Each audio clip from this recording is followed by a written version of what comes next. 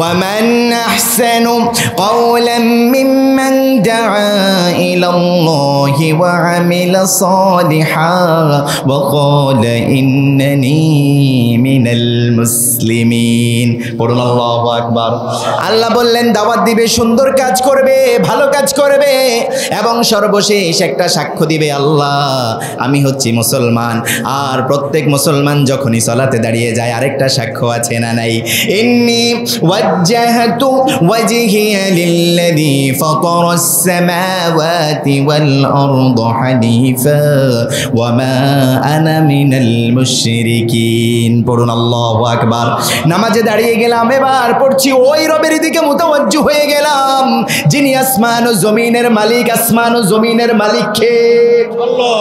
সেই আল্লাহ বলছে শোনো, আমার কোন গোলাম যখন আমার সামনে দাঁড়িয়ে যায় আর আমার প্রশংসা করতে থাকে, ফেরেশতাদেরকে বললেন ফেরেশতারা সাক্ষী থাকো, যখনই আমার গোলাম আমার প্রশংসা করে, আমাকে স্মরণ করে, আমার গোলাম যা চায় আমি আমার গোলামকে তাই দিয়ে দিব। সুবহানাল্লাহ। বললাম ওয়ামা আনা মিনাল মুশরিকিন, আল্লাহ যারা শিরিক করে, যারা মুশরিক, তাদের সাথে আমাদের কোনো সম্পর্ক নাই। মুশরিকের সাথে মুমিনের কোনো সম্পর্ক আছে? নাই। কোনো কুফারের সাথে মুসলিমদের কোনো সম্পর্ক আছে? গুমকারীর সাথে আমাদের কোনো সম্পর্ক, খুনির সাথে আমাদের কোনো সম্পর্ক, জালিমের সাথে আমাদের কোনো সম্পর্ক। সূরাতুত তাওবাহ, সূরাতুত তাওবার 39 নাম্বার আয়াত। কত নাম্বার? 39, 38 এবং 39। এই আয়াতে আল্লাহ রাব্বুল আলামিন কি বলেছেন? এই উম্মাহকে বোঝাচ্ছেন যে উম্মাহ জুলুমের শিকার হতে হতে, অপদস্থ হতে হতে, রক্ত দিতে দিতে এত দূর এসেছে, সেই জাতিকে আল্লাহ বোঝাচ্ছেন। মদিনায়, কোথায়? মদিনায়। মদিনায় 8 বছর দুর্ভিক্ষ, যুদ্ধ করতে করতে মদিনার সাহাবীদের অবস্থা খুব খারাপ। কোরআন আল কারীমের এই কথাগুলো আমাদেরকে বোঝাতে হবে। আল্লাহ কবুল করুন, পড়ি আমিন। আমরা আর কোনো দিকে যাব না, আমরা এবার একটা জিনিস নিয়ে বাঁচতে চাই, সেই জিনিসটার নাম কি? কোরআন। আপনি দেখেন, একটু বিবেচনা করেন, কোরআন দিয়ে যখনই সমাজ পরিচালনা হবে সব জায়গায় ইনসাফ প্রতিষ্ঠা করে দিবেন কে? রাতের আধারে আপনি আতঙ্কে থাকতে হবে না যে এই বুঝি মনে হচ্ছে কোনো একটা দল এসে আমাকে আবার নিয়ে যাচ্ছে। এরকম আতঙ্কে থাকতে হবে যখন কোরআনের রাজ কায়েম হয়ে যাবে। রাতের আধারে আপনি নামখানা উমাতুল আরুস, একজন ফুলসজ্জায় বাসর ঘরে নববধূ নববর যেভাবে ঘুমিয়ে যায় কাঁচা ফুলের সুগন্ধে সুরভিতে, আপনি তেমনইভাবে ঘুমিয়ে যাবেন। আর আপনার শাসক রাতের আধারে ঘুরে ঘুরে আপনাদেরকে পাহারা দিবে, ঠিকই না? আর আজকের সমাজ ব্যবস্থা দেখেন, তাদের কোনো চিন্তা নেই যত চিন্তা এই প্রজাদের, ঠিকই না? আমরা সেই শাসন ব্যবস্থা চাই না। আমরা আল্লাহর কাছে বলি, আল্লাহ আপনি এই সমাজে তৌহিদীদেরকে, মুসলিমদের জন্য আপনি একটা কোরআনিক শাসন ব্যবস্থা, শাসক আপনি ব্যবস্থা করে দেন। পড়ে না আমিন। আমরা আমাদের রক্তে, আমাদের রন্ধ্রে রন্ধ্রে, বিন্দুতে বিন্দুতে যেই ভালোবাসা, সেটা হচ্ছে কোরআন, ঠিক কি না?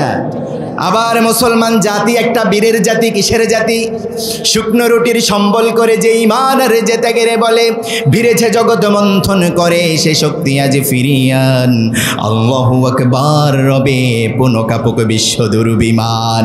বাজিছে দামামা বাধরে আমামা, শির উঁচু করি মুসলমান। দাওয়াত এসেছে নয়া জামানার, ভাঙা কেল্লায় উড়ে নিশান। আল্লাহু আকবার। এবার যৌবন যার, যুদ্ধে যাবার সময় তার, ঠিকই না? আবার মুসলমান কারো কাছে মাথা নত করতে পারে? অতীতের সকল ইতিহাস ভেঙে দিয়েছে। অতীতে বাংলাদেশ নয়, সারা পৃথিবীতে যখনই তৌহিদের জন্য, ইসলাম ও মুসলমানদের জন্য, ন্যায়ের জন্য রক্ত দিতে হয়েছে, বাম আর রামেরা রক্ত দেয় নাই, দিয়েছে ইসলাম ও মুসলমানরা, ঠিকই না? এই পৃথিবী শতবার অসংখ্যবার টেস্ট করেছে, মুসলমান জীবন দিতে জানে, রক্ত দিতে জানে, তারপরেও বাতিলের কাছে মাথা নত করতে পারে না, পারে না, পারে না। শহীদের রক্ত এই জমিনে ঝরবে, সেই রক্ত উর্বর হয়ে আল্লাহর দ্বীন প্রতিষ্ঠা হয়ে যাবে। যখনই আপনি রক্ত দিতে জানবেন, সেই রক্তের পিচ্ছিল পথ মারিয়ে ইনশাআল্লাহ কোরআনের সমাজ বাস্তবায়ন করে দিবেন কে? আল্লাহ। আর যদি আপনি ঘরে চুপটি মেরে বসে থাকেন, এই সমাজ কখনো পরিবর্তন হবে? পরিবর্তন হবে? আমরা জুলাই অগাস্ট দেখেছি না? আমাদের কলিজার টুকরা সন্তানেরা রাজপথে নিজেদের জীবন দিয়ে আমাদের জন্য ছোট্ট একটা বিজয় উপহার দিয়েছেন, আলহামদুলিল্লাহ পড়েন। 16-17 বছর যে ফ্যাসিস্টরা আমাদের উপর জুলুম করেছে, নির্যাতন করেছে, গুম করেছে, হত্যা করেছে, অন্যায়ভাবে কারারুদ্ধ করেছে, পরিবার থেকে আলাদা করে দিয়েছে, আল্লাহ আমাদেরকে সম্মানিত করেছেন। তাদেরকে এক থাপ্পড়ের সাথে এই দেশ থেকে নিয়ে দিল্লি নিয়ে ফেলে দিয়েছে। আল্লাহ বুঝিয়ে দিচ্ছে, গোলাম শোনো শোনো, পৃথিবীতে যত স্বৈর শাসক আসবে, ফ্যাসিস্ট আসবে, তৌহিদবাদীদের বিরুদ্ধে আসবে, ইসলাম ও মুসলমানদের বিরুদ্ধে অবস্থান করবে, বদরে আমি যেভাবে সাহায্য করেছি, যদি ঘুরে দাঁড়াতে পারো তাহলে আমিও তোমাদেরকে সেভাবেই সাহায্য করব, ঠিক না? আল্লাহ হামানকে পাঠিয়েছিলেন, নমরুদকে পাঠিয়েছিলেন, কারুনকে পাঠিয়েছিলেন, ফেরাউনকে পাঠিয়েছিলেন, কেউ পৃথিবীতে টিকতে পারে নাই। আল্লাহ বলছে আলা লাহুল খালক ওয়াল আমর, এই সৃষ্টি যার, আইন চলবে তার। আবার আল্লাহ রাব্বুল আলামিন বলছেন কুলিল্লাহুম্মা মালিকাল মুলক তুতিল মুলক মান তাশা ওয়া তানজিউল মুলক মিম্মান তাশা ওয়া তুইজ্জু মান তাশা ওয়া তুযিল্লু মান তাশা বিয়াদিকাল খায়র ইন্নাকা আলা কুল্লি শাইইন কাদির। শুনো শুনো পৃথিবীর শাসকের গোষ্ঠী, শুনে রাখো, আমি ইজ্জত দিব বিষয়টি এমন নয়, শাসন ক্ষমতা দিব বিষয়টি এমন নয়। শাসন ক্ষমতা আমি দিব আবার কেড়ে নিব, শাসন ক্ষমতা দিব, ইজ্জত দিব, শাসন ক্ষমতা দিব। যদি বান্দ্রামি করো তাহলে জিল্লতির সাথে হামান, কারুন, নমরুদের মতো, ফিরআউনের মতো পৃথিবী থেকে জিল্লতির সাথে বিদায় করে দিব। মুফাসসিররা বলছেন ফিরআউনের বিশাল সৈন্য ছাউনি ছিল, বিশাল সৈন্য ছাউনির অধিপতি ছিলেন ফিরআউন। ফিরআউনের বিশাল সৈন্য বাহিনী আল্লাহর আযাব থেকে তাকে বাঁচাতে পারে? আল্লাহ রাব্বুল আলামিন পৃথিবীর শাসকদেরকে স্পষ্টভাবে জানাচ্ছেন, তোমাদের যত ধরনের ফোর্স থাকুক, যত ধরনের বাহিনী থাকুক, র্যাব বাহিনী, পুলিশ বাহিনী, আনসার বাহিনী, বিডিআর বাহিনী, বিডিআর বাহিনী, হেলমেট বাহিনী, গুন্ডা বাহিনী, হুন্ডা বাহিনী, যত ধরনের বাহিনী থাকুক, কেউ তোমাকে বাঁচাতে পারবে না, পারবে না, পারবে না। যত দাদা বাবুদের কথা বলো, গুজরাট আর দিল্লির কথা বলো, ম্যানহাটন আর নিউ ইয়র্কের কথা বলো, জাপান আমেরিকার কথা বলো, কেউ তোমার শাসন ব্যবস্থাকে বাঁচাতে পারবে? কিন্তু আল্লাহ রাব্বুল আলামিন আমাদেরকে একটা চমৎকার সিস্টেম শিখিয়ে দিয়েছেন। আল্লাহ মুমিনদের জন্য একটা সুন্দর সিস্টেম দিয়েছেন। আল্লাহু আকবার। আল্লাহ বললেন কোরআনটা দিয়েছি, যদি কোরআনটা সমাজে প্রতিষ্ঠা করতে চাও হয়তো তোমার জীবনটা চলে যাবে, কিন্তু কোরআনের সমাজ রাষ্ট্র কায়েম করে দিবেন কে? আল্লাহ যে আমাদেরকে জান্নাত দিবেন, এই দুইটা জিনিস আল্লাহকে ঠিকঠাকভাবে যদি ফেরত দেওয়া হয় তাহলে আল্লাহ সুবহানাহু ওয়া তাআলা বলছে আমি আমার গোলামদেরকে আমি জান্নাত দিয়ে দিব, এটা ওয়াদা করে নিলাম। আল্লাহু আকবার। সূরাতুত তাওবা আজকে আমাদের সেই পটভূমি। কোন সূরা? সূরাতুত তাওবা। সবাই বলেন না কোন সূরা? সূরাতুত তাওবা 38 এবং 39 নম্বর আয়াত। এখানে আল্লাহ রাব্বুল আলামিন মুমিনদেরকে যুদ্ধে না যাবার এবং কষ্ট সময়, দুর্ভিক্ষের সময় ইচ্ছা না থাকা সত্ত্বেও আল্লাহর আইন মেনে যুদ্ধে যাওয়ার জন্য কি পুরস্কৃত করবেন, না যাওয়ার জন্য কি শাস্তি দিবেন, আল্লাহ এই বিষয়ে একটু আলোচনা করেছেন। সুবহানাল্লাহ বলেন। يا أيها الذين آمنوا ما لكم إذا قيل لكم انفروا في سبيل الله اثاقلتم إلى الأرض أرضيتم بالحياة الدنيا من الآخرة فما متاع الحياة الدنيا في الآخرة إلا قليل. পড়ুন আল্লাহু আকবার। আল্লাহ যখন মুমিনদের জন্য একটা যুদ্ধের নির্দেশ দিলেন, যুদ্ধের নির্দেশ, যখন মদিনায় 8 বছর যুদ্ধ লেগে আছে, কয় বছর? ঠিকঠাকভাবে সবাই খাবার দাবার খেতে পারে না, সবাই খুব দুর্বল। আল্লাহর হাবিব সাল্লাল্লাহু আলাইহি ওয়াসাল্লাম হুনাইনের যুদ্ধ সহ আরও বেশ কিছু যুদ্ধ সংগঠিত করে আসলেন, সমাধান করে আসলেন। এই অবস্থায় জাইতুন ব্যবসায়ী, কারা? জাইতুন ব্যবসায়ী সিরিয়া থেকে এসেছে, এসে বলছে ইয়া রাসূলুল্লাহ, তাবুকটা হচ্ছে মদিনা থেকে উত্তরে সিরিয়ার দিকে, এই অঞ্চলে রোমের শাসক প্রায় 1 লক্ষ, কয় লক্ষ? 1 লক্ষ সৈন্য বহর নিয়ে মদিনায় আক্রমণের একটা চিন্তা ভাবনা করছে। সশস্ত্র সৈন্যবাহিনী, সাধারণ মানুষ নয়, তারা প্রত্যেকে প্রশিক্ষণপ্রাপ্ত সৈন্য। সেখানে তারা অবস্থান করেছে, মদিনায় যে কোনো সময় কি করবে? আক্রমণ করবে। আল্লাহর হাবিব শুনে তো খুব অস্থির হয়ে পড়লেন, কি ব্যাপার?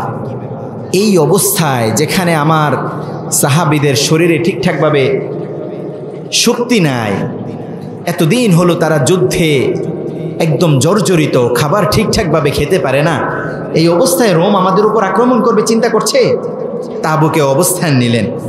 আল্লাহর হাবিব সাল্লাল্লাহু আলাইহি ওয়াসাল্লাম এবার সাহাবায়ে কেরাম আজমাইনকে ডাকলেন, যুদ্ধের জন্য প্রস্তুতি গ্রহণ করো। সময়টা কি সাধারণ সময় নাকি ভয়ঙ্কর সময়? ভয়ঙ্কর সময়। যে সময়টা মুমিনদের জন্য একটু আসলেই পরীক্ষার সময়। ঠিকঠাকভাবে খাবার খেতে পারে না, গায়ে শক্তি নাই, এই অবস্থায় আল্লাহর হাবিব বললেন যুদ্ধের জন্য প্রস্তুতি গ্রহণ করো। 3 থেকে 4টা দল হয়ে গেল, 3 থেকে 4টা দল। একটা দল কোনো কিছু চিন্তা না করে বললেন যে আল্লাহ বলেছে, আল্লাহর হাবিব বলেছে যুদ্ধে যাব, কোনো ধরনের চিন্তার প্রয়োজন নাই। আরেকটা দল হলো, এই দলটা চিন্তা করলো, আহারে যাব কি যাব না, নিজের শরীরও তো ভালো না। এই চিন্তা করতে করতে আবার প্রথম দলের সাথে মিশে গেল। দল হলো কয়টা? 3 নাম্বার দল হলো। 3 নাম্বার দলটা চিন্তা করছে, আহারে আমার শরীর অসুস্থ, আমি জিহাদের ময়দানে যেতে পারবো না।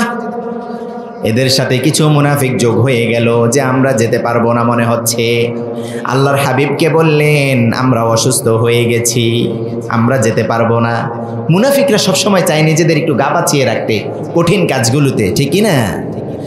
তারা কখনো এই জিনিস চায় না যে আমি শাহাদাত বরণ করি, আমি পরিপূর্ণভাবে আল্লাহর কাছে নিজেকে সমর্পণ করি। তারা সব সময় দুই মুখী হতো। এবার আল্লাহ বলছে, ইয়া আইয়ুহাল্লাযীনা আমানু মা লাকুম ইযা ক্বিলা লাকুম ইনফিরু ফী সাবীলিল্লাহি ইসতাকালতুম ইলাল আরদ আরাদিতুম বিল হায়াতিদ দুনিয়া মিনাল আখিরা ফামা মাতাউল হায়াতিদ দুনিয়া ফিল আখিরাতি ইল্লা কালিল। হে ঈমানদারেরা, তোমাদের কি হয়েছে যে তোমরা আখিরাতের চেয়ে বেশি দুনিয়াকে প্রাধান্য দিচ্ছ? কি হয়েছে তোমাদের? কোন জিনিসের কারণে, কি এমন জিনিস তুমি পেয়েছো যে তুমি তোমার রবের কাছ থেকে দূরে সরে গিয়ে, রবের আদেশ থেকে তুমি দূরে সরে গিয়ে দুনিয়ার মাটি আঁকড়ে ধরেছো? কোন জিনিস? এবার আল্লাহ বলছে, ফামা মাতাউল হায়াতিদ দুনিয়া ফিল আখিরাতি ইল্লা কালিল। শোনো, যেই জিনিসের পিছনে তোমরা ছুটছো, দুনিয়ার পিছনে ছুটছো, এই দুনিয়া তো আখিরাতের তুলনায় একদম সামান্য, খুবই সামান্য। কলিল বললেন আল্লাহ, ফামা মাতাউল হায়াতিদ দুনিয়া, ফামা মাতাউল হায়াতিদ দুনিয়া, ফামা মাতাউল হায়াতিদ দুনিয়া ফিল আখিরাতি ইল্লা কলিল। দুনিয়ার হায়াত হচ্ছে আখিরাতের তুলনায় একেবারেই সামান্য। কোন জিনিস তোমরা আজকে জিহাদ থেকে দূরে সরে আছো? সেই আল্লাহ বলছে, ইয়া আইয়ুহাল ইনসান মা গাররাকা বিরাব্বিকাল কারীম আল্লাযী খালাকাকা ফাসাওয়াকা ফাআদালাক।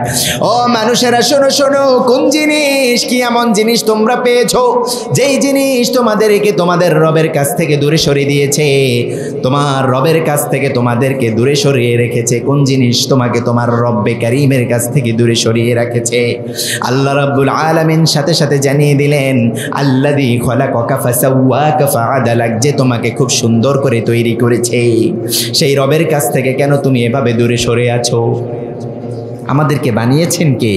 আল্লাহ। আমাদেরকে বিধান দিয়েছেন কে? আল্লাহ। সে আল্লাহর বিধান কোনোভাবে অমান্য করা যাবে? অমান্য করা যাবে?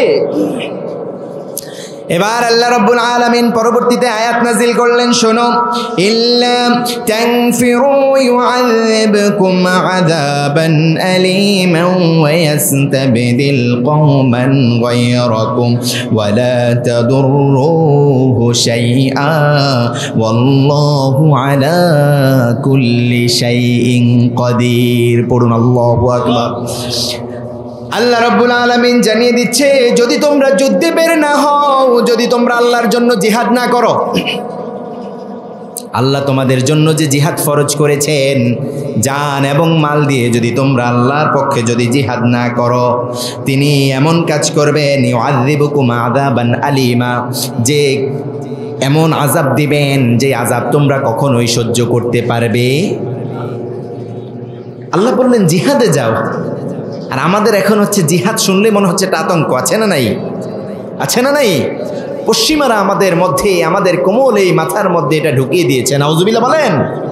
কিন্তু জিহাদ ফরজ করেছেন কে? জিহাদ ফরজ করেছেন কে? সে আল্লাহ বলছে যদি জিহাদ না করো তোমাদের উপর এমন আযাব আল্লাহ রাব্বুল আলামিন দিবেন, ইউআযিবুকুম আযাবান আলীমা ওয়া ইস্তাবদিল কওমান গায়রাকুম। আর তোমরা যদি আল্লাহর জন্য যদি জিহাদ না করো, এমন কওমকে তোমাদের মাথার উপর বসিয়ে দিবেন, গায়রান গায়রাকুম ওয়ালা তাদুররুহু শাইআ, যার কিছুই তোমরা করতে পারবে না।